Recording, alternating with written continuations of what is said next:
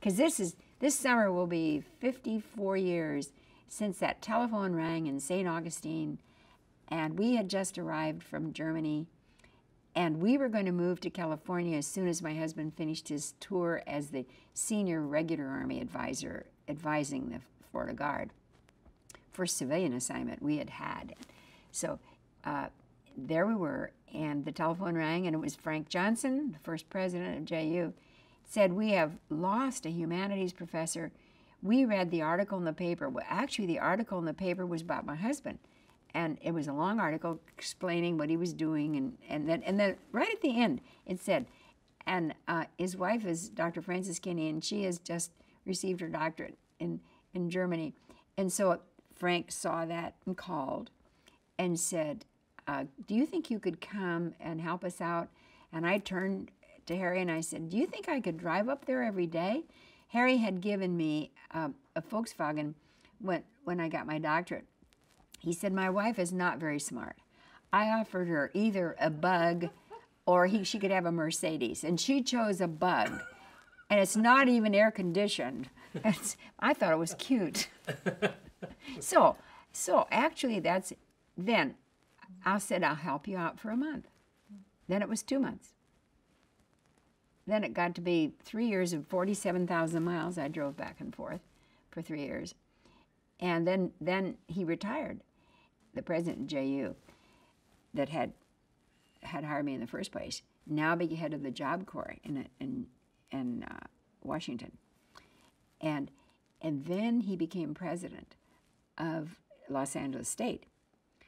And so then he called me and said, "I have a vice presidency for you." Well, I didn't want to be a vice president, and I never have applied for a job except that when I was 18 years old.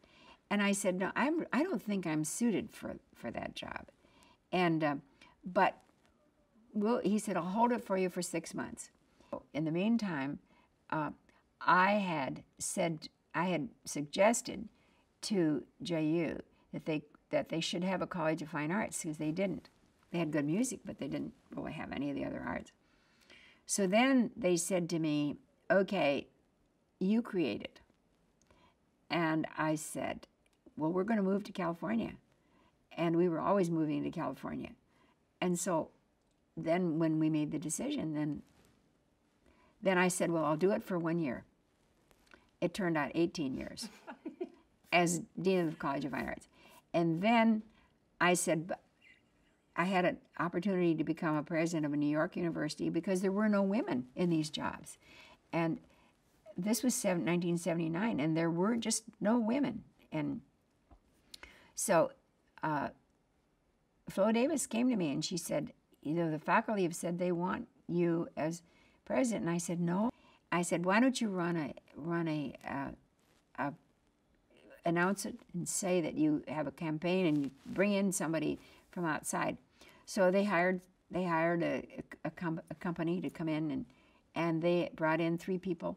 And the faculty just were nice enough. They said, "No, we don't want them. We want her." So they said, "Would you do it?"